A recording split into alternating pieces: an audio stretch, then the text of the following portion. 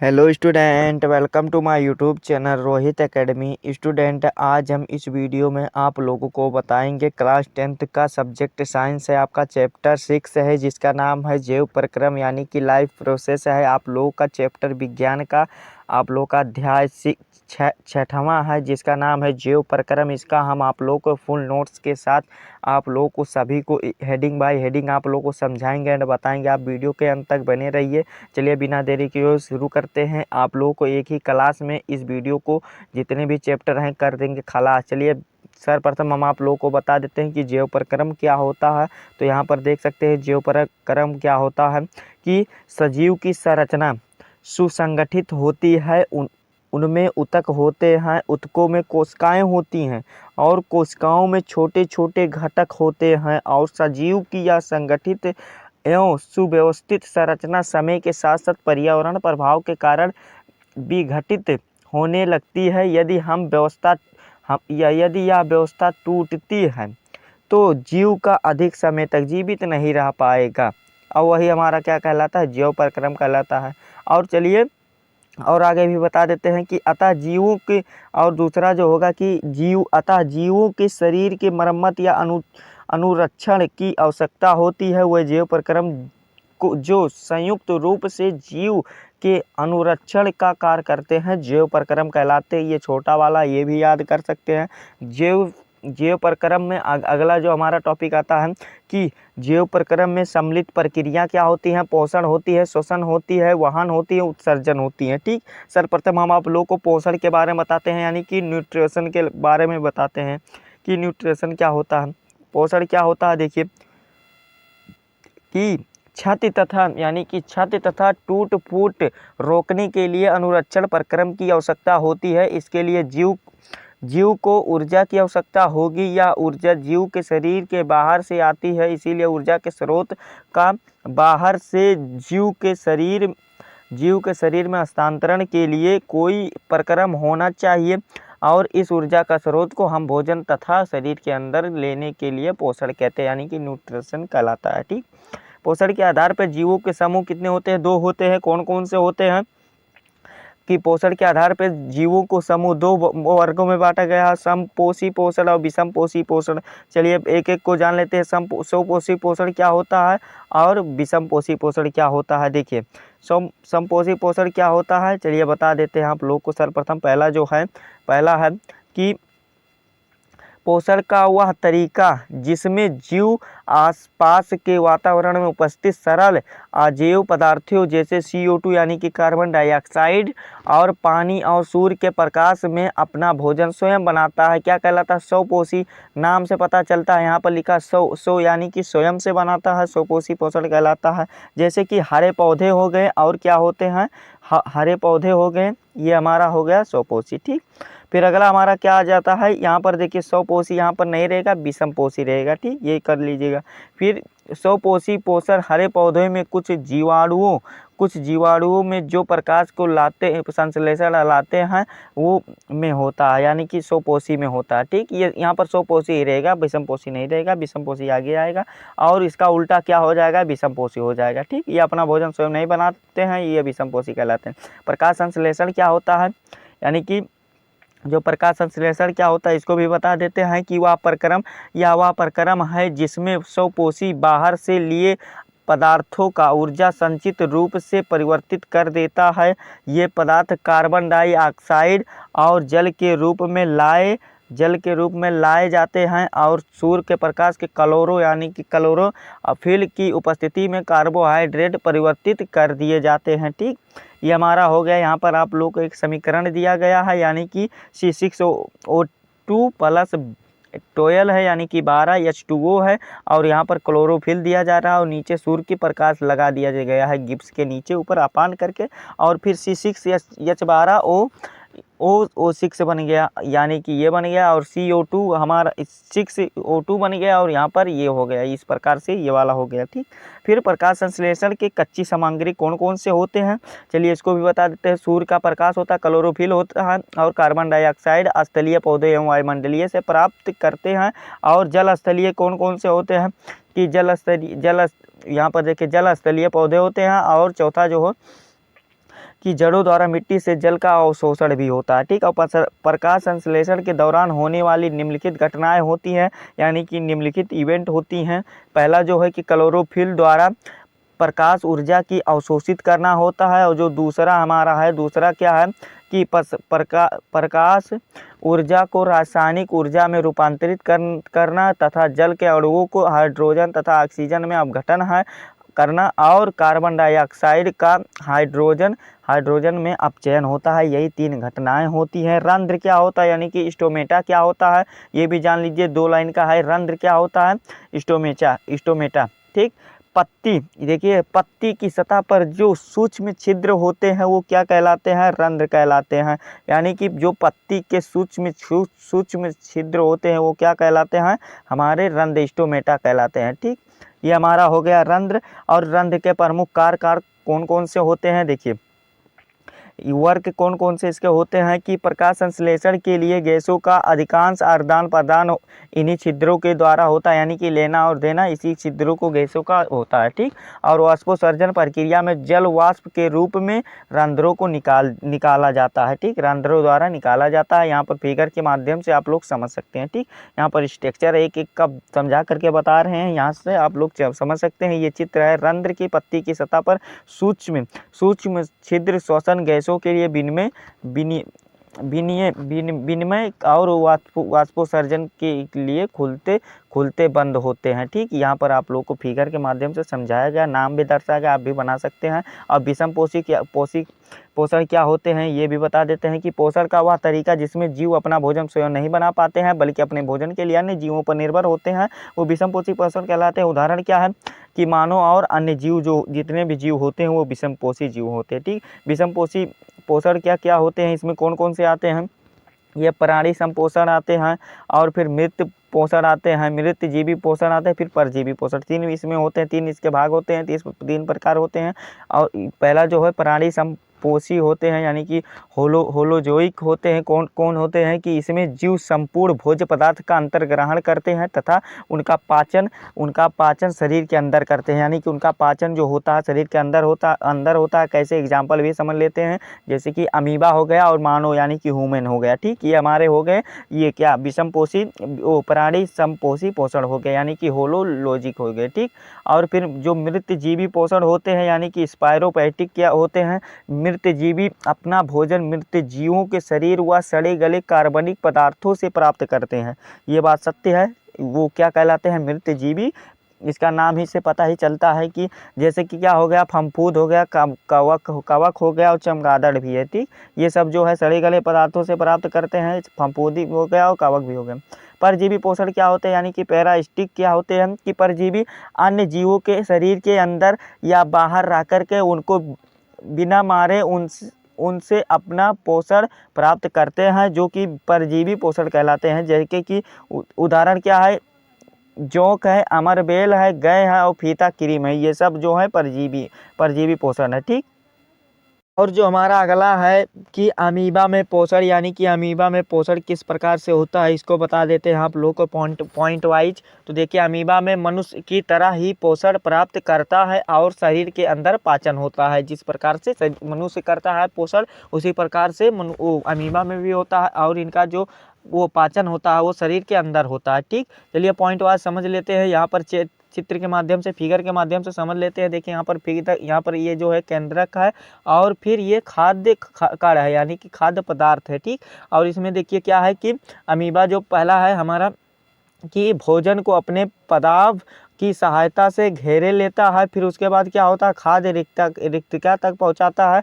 और यहाँ पर दूसरा चित्र भी देख लेते हैं। फिर उसके बाद क्या होता है तीसरे में कि खाद्य रिक्तिका में जटिल पदार्थ का विघटन सरल पदार्थ में किया जाता है। फिर अगला चौथा क्या होता है, फिगर के माध्यम से आप लोग समझते चलिएगा। फिर अगला क्या है चौथा कि बचा हुआ अपच कोशिका की सतह की ओर गति करता है, और फिर ये पदार्थ शरीर के बाहर निष्कासित कर देता देता है, यानी कि बाहर कर देता है। यही 4 पॉइंट थे आप लोगों का, ये फिगर भी आप लोग समझ सकते हैं। फिर होता है हमारा पैरामेशियम का दूसरा है क्या, पैरामेशियम में पोषण यानी कि पैरामेशियम में न्यूट्रिशन किस प्रकार से होता है, तो यहाँ पर देख सकते हैं पैरा होता है, पैरामेशियम होता है, इसमें पच्छाब होता है, फिर जो कि कोशिका की पूरी तरह कोश ढके होते हैं, और ये क्या होते हैं, भोजन के एक विशिष्ट स्थान की ग्रहण किया जाता है। ठीक, फिर मनुष्य में पोषण किस प्रकार से होता है, ये इसमें देखिए कि इसमें जो पहला आता है अंतर्ग्रहण आता है, फिर पाचन आता है, फिर अवशोषण आता है, फिर स्वांगीकरण आता है, फिर बहिक्षेपण आता है। ठीक, ये 5 होते हैं। पहला मनुष्य में पोषण समझ लेते हैं क्या होता है और किसे कहते हैं। देखिए कि हम तरह तरह के भोजन खाते हैं। भोजन की प्राकृतिक रूप से एक प्रक्रम से गुजरना पड़ता है। भोजन को हम अपने दांतों से चबाकर छोटे छोटे टुकड़ों में बदल देते हैं, ये बात सत्य है। फिर आगे क्या है कि मुख में भोजन को लार में मिश्रित होकर के गीला हो जाता है, तो ग्रसनी से होता हुआ आमाशय में जाता है, और आमाशय एक वृत्त अंग है जो भोजन के आने पर फैल जाता है, और आमाशय में पेशीय भित्ति भोजन को अन्य पाचक रसों के साथ मिश्रित करने में सहायक होता है। ये हमारा हो गया मनुष्य में पाचन। और यहाँ पर फिगर के माध्यम से भी समझ सकते हैं आप लोग। मनुष्य का ये फिगर है, यहाँ पर मुख है यानी कि मुख गुहा, ग्रासनी यहाँ पर है आप लोगों का, और फिर क्या है कि यहाँ पर जिह्वा है यानी कि जीभ है, और फिर यहाँ पर भी यकृत किडनी है, और यहाँ पर क्षुद्रांत आमाशय और अग्नाशय यहाँ पर फिगर के माध्यम से आप लोग सभी देख सकते हैं। ठीक, ये मनुष्य का पाचन होता है। फिर आगे अगर नीचे लिखना चाहे तो ये भी लिख सकते हैं कि आमाशय में पाचन हाइड्रोलिक अम्ल यहाँ पर आधा मार रहेगा एवं पेप्सिन नामक एंजाइम तथा श्लेष्मा के द्वारा होता है। हाइड्रोक्लोरिक अम्ल एक अम्लीय माध्यम तैयार करता है जो पेप्सिन एंजाइम की क्रिया में सहायक होता है, और श्लेष्मा आमाशय के आंतरिक स्तर की अम्ल की रक्षा करता है यानी कि सुरक्षा करता है। ठीक, श्वसन क्या होता है, श्वसन को भी समझ लेते हैं। श्वसन क्या होता है, पोषण प्रक्रम के दौरान ग्रहण की गई खाद्य सामग्री का पोषण कोशिका में होता है, जिससे विभिन्न जैव प्रक्रमों के लिए ऊर्जा प्राप्त होता है। ऊर्जा उत्पादन के लिए कोशिका में भोजन के विखंडन को कोशिका श्वसन कहते हैं। यही हमारा श्वसन हो गया 5 लाइन का, ये आप लोग समझ सकते हैं। ठीक, फिर आगे क्या है, आगे भी देख सकते हैं श्वसन के प्रकार कितने होते हैं। श्वसन 2 प्रकार के होते हैं, कौन कौन से, अवायवीय और वायवीय श्वसन। ठीक, यही 2 होते हैं। वायवीय पहले देख लेते हैं, वायवीय श्वसन क्या होता है। वायवीय श्वसन को देख लेते हैं। देखिए कि ऑक्सीजन की उपस्थिति में ग्लूकोज यानी कि ग्लूकोज का पूर्ण उपचयन होता है, और कार्बन डाइऑक्साइड, पानी और ऊर्जा मुक्त होती है। ठीक, फिर क्या है, यह कोशिका, फिर आगे क्या है कि यह कोशिका द्रव व माइटोकॉन्ड्रिया में होता है। अधिक ऊर्जा उत्पन्न होती है, 36 एटीपी यानी कि उत्पन्न होती है। ठीक, और फिर उदाहरण एक जगह क्या है, वायवीय श्वसन का उदाहरण हमारे मानव है यानी कि ह्यूमन है। ये सब जो है क्या है, मतलब वायवीय श्वसन के वो है एग्जाम्पल है। ठीक, अवायवीय श्वसन क्या होता है, अवायवीय श्वसन भी देख लेते हैं कि ऑक्सीजन की अनुपस्थिति में होता है, और जो दूसरा पॉइंट है ग्लूकोज का अपूर्ण उपचयन होता है, जिसमें से एथेनॉल, लैक्टिक अम्ल, कार्बन डाइऑक्साइड और ऊर्जा मुक्त होता है। ठीक, और तीसरा पॉइंट क्या है कि यह केवल कोशिका द्रव में होता है। फिर चौथा है कम ऊर्जा उत्पन्न होता है यानी कि 2 एटीपी होता है। उसमें कितना होता था, 36 एटीपी। कितना, 36 एंडोट्राइफास्फोरस। एटीपी का फुल फॉर्म क्या होता है, एंडोट्राइफास्फोरस होता है। ठीक, ये हमारा होता है, और इसका एग्जाम्पल क्या है, इसका एग्जाम्पल जो है ईस्ट है। ठीक, और फिर मानव का श्वसन तंत्र क्या होता है। श्वसन तंत्र देखिए, पहला आप लोगों को स्टेप बाय समझाते हैं कि श्वसन तंत्र जो होता है, पहला होता है नसा द्वार होता है, फिर ग्रासनी होता है, ग्रासनी में जाता है, फिर कंठ में जाता है, फिर श्वसन नली में जाता है, फिर श्वसन से होता है श्वसनिका आता है, फिर उसके बाद फुफ्फुस यानी कि फेफड़े आते हैं, फिर कुबका कोष आता है, फिर रुधिर वाहिकाएं आता है। इसी प्रकार से हमारा श्वसन होता है। ठीक, आप लोगों को फिगर के माध्यम से फिगर की बनाने की आवश्यकता हो तो बना सकते हैं। ये एग्जाम्पल है, फिगर आप लोग समझ सकते हैं। फिगर बहुत इंपॉर्टेंट आप लोग के लिए मायने रखते हैं। ठीक, मानव का ये श्वसन क्रिया होती है। ठीक, मानव का श्वसन क्रिया किस प्रकार से होती है। अंतः श्वसन पहला आता है। अंतः श्वसन क्या होता है, देखिए अंतः श्वसन के दौरान वृक्षीय गुहा फैलती है और पसलियों के संलग्न पेशियों को सिकुड़ती है। वक्ष ऊपर और बाहर की ओर गति करता है, और गुहा में वायु का दाब कम हो जाता है और वायु फेफड़ों में भरती है। ठीक, ये हमारा अंतः श्वसन हो गया। और उच्च श्वसन क्या होता है, उच्च श्वसन को भी बता देते हैं कि वृक्षीय गुहा और अपने मूल आकार में वापस आ जाती है, और पसलियों को पेशियां शिथिल हो जाती हैं, और वक्ष अपने स्थान पर वापस आ जाता है। गुहा में वायु का दाब बढ़ जाता है और वायु फेफड़ों से बाहर हो जाता है, यानी कि कार्बन डाइऑक्साइड से बाहर होता श्वसन भी देख सकते हैं। ये सब जितने भी हैं श्वसन है, आप लोग 2-2 लाइन का है तो इसको आप लोग देख लीजिएगा, ठीक। ये आप लोगों के लिए थोड़ा वैसे बहुत कम इम्पोर्टेंट रखते हैं। और कुप्ता रक्त व ऊतकों के बीच गैसों का आदान प्रदान किस प्रकार होता है, ये भी आप लोगों को यहाँ पर देख सकते हैं, ठीक। और संवहन क्या होता है, आप लोग ये वाला देख लीजिएगा किस प्रकार से आदान प्रदान होता है ये। और संवहन क्या होता है, संवहन होता है कि मनुष्य में भोजन, ऑक्सीजन व अन्य आवश्यक पदार्थों की निरंतर आपूर्ति करने वाला तंत्र है और संवहन तंत्र कहलाता है। ये हमारा हो गया संवहन। अब मानो संवहन तंत्र के मुख्य अवयव क्या होते हैं। हृदय पहला है कि रक्त नलिका है, धमनी व सिरा है, वाहन मध्यम रक्त लसिका है, ठीक। आप लोग रक्त को यहाँ पर समझ सकते हैं, आप लोग यहाँ पर दिया गया है। और रक्त वाहिका जो होता है पहला आता है कि धमनी आता है, और जो दूसरा है सिरा है। धमनी को सर्वप्रथम बताते हैं। देखिए धमनी क्या होता है कि ऑक्सीकृत रुधिर को हृदय से शरीर के विभिन्न अंगों तक ले जाती है। अपवाद फुफ्फुस धमनी है। धमनी की मोटी भित्ति व अधिक लचीली होती है और वाल्व नहीं होते हैं धमनी में। और ये सताही नहीं होते हैं और उस ऊतकों के नीचे पाई जाती है, यानी कि डीप सेटेड पाई जाती है, ठीक। ये धमनी का हो गया हमारा परिभाषा और पॉइंट, ठीक। और ये क्या है, ये इसमें सिरा, अगला जो है सिरा है, ये बोर्ड एग्जाम के लिए वेरी इंपॉर्टेंट है आप लोगों के लिए कि सिराएं विभिन्न अंगों से अनाक्सीकृत रुधिर एकत्र करके वापस हृदय में लाती है। अपवाद फुफ्फुस सिरा है। और फिर सिरा सिरा की भित्ति कम मोटी व कम लचीली होती है। वाल्व होते हैं इसमें और ये सतही होते हैं, यानी कि सर्पिल फिलल होते हैं, ठीक। ये हमारे ये हो गए। और फिर अगला हमारा क्या है, अगला भी देख सकते हैं आप लोगों को बता देते हैं। ये मानव का अनुपस्थित ये है। लासिका क्या होता है, लासिका को भी बताते हैं आप लोगों को। देखिए एक तरल ऊतक है जो रुधिर प्लाज्मा की तरह है, लेकिन इसमें अल्प मात्रा में मोटी होते हैं और लासिका वहन में सहायक करता है। ये लासिका हो गया हमारा। पादपों में परिवहन किस प्रकार से होता है, 2 प्रकार से होता है, जाइलम और फ्लोएम से होता है। जाइलम और फ्लोएम को बताते हैं आप लोगों को। पादपों में 2 तरह से परिवहन होता है, ठीक। जाइलम और फ्लोएम क्या है कि पादप तंत्र का एक अवयव जो मृदा से प्राप्त जल और खनिज लवणों का वहन करता है, जबकि फ्लोएम पत्तियों द्वारा प्रकाश संश्लेषित उत्पादों को पौधों के अन्य भागों में वहन करता है। ये हमारा हो गया क्या, ये हमारा हो गया फ्लोएम, ठीक। फ्लोएम हो गया। और क्या है आगे की जड़ व मृदा के मध्य आयन संचरण में अंतर के चले जल मृदा से जड़ों को प्रवेश कर जाता है तथा इसी के साथ एक जल स्तर निर्माण हो जाता है जो कि जल को लगातार ऊपर की ओर ढकेलता है। यही दाब जल को ऊंचे वृक्ष के विभिन्न भागों तक पहुंचाता है। ये हमारा हो गया, ये फ्लोएम है। और ये वाला देखिए यहाँ से लेकर के आप लोगों का क्या है, फ्लोएम का पॉइंट है। और फिर यहाँ से लेकर के आप लोगों का ये जाइलम का है, ठीक। ये सब जो है जाइलम का है और ऊपर वाला भी जाइलम का है। तो आप लोगों को ये हो गया। और परक्रम वाष्पोत्सर्जन क्या होता है, परक्रम वाष्पोत्सर्जन को भी बता देते हैं। यह जल की पादप के वायवीय भागों द्वारा वाष्प के रूप में वातावरण में विलीन हो जाता है और यह परक्रम वाष्पोत्सर्जन कहलाता है। परक्रम वाष्पोत्सर्जन कहलाता है, बस इसमें और कुछ नहीं पढ़ना है। फिर हमारा आगे क्या है कि भोजन एक दूसरे को पदार्थों का हस्तांतरण किस प्रकार से होता है, किसमें, पौधों में, मानव में नहीं, पौधों में किस प्रकार से होता है। देखिए प्रकाश संश्लेषण के विलीय उत्पादों का वहन हस्तांतरण कहलाता है, जो कि फ्लोएम ऊतक द्वारा होता है। और हस्तांतरण पत्तियों से पौधों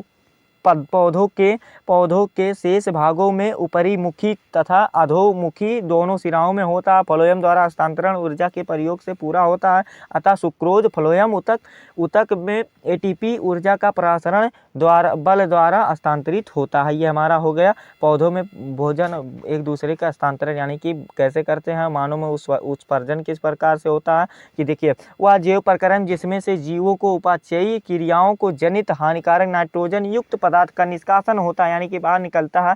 ये क्या कहलाता है, उत्सर्जन कहलाता है, ठीक। और फिर आगे क्या है कि एक कोशिकीय जीव इन अपशिष्ट पदार्थों की शरीर की सतह से जल विसरित कर देते हैं। ठीक है, ये जो होते हैं ये कर देते हैं। फिर मानव उत्सर्जन तंत्र में उपस्थित अंग निम्न प्रकार हैं। देखिए पहला क्या है, एक वृक्क किडनी है। फिर यहाँ पर फिगर के माध्यम से भी समझ सकते हैं, आप लोगों को समझा दे रहे हैं। देखिए एक वृक्क किडनी है, फिर एक जोड़ा मूत्र वाहिनी है, फिर एक मूत्राशय है, फिर एक मूत्रमार्ग है। यही 4 पाए जाते हैं। आप लोग फिगर के माध्यम से समझने की कोशिश कीजिएगा। फिर हमारा ये हो गया ये। और किडनी का मूत्र निर्माण प्रक्रिया किस प्रकार से होती है, ये वाला भी आप अगर पढ़ना चाहें तो आप लोग यहाँ से देख सकते हैं। आप लोगों को यहाँ पर बता दे रहे हैं। देखिए यहाँ से वृक्क के मूत्र निर्माण की प्रक्रिया आप लोग भी देख सकते हैं। ये वाला आप लोग देख लीजिएगा, आप लोगों की इच्छा करेगा तो। और यहाँ पर वृक्क में उत्सर्जन की क्रिया विधि किस प्रकार से होती है, तो यहाँ पर भी आप लोग देख लीजिएगा। ठीक, फिर वृक्क की रचना ये ऊपर वाला है।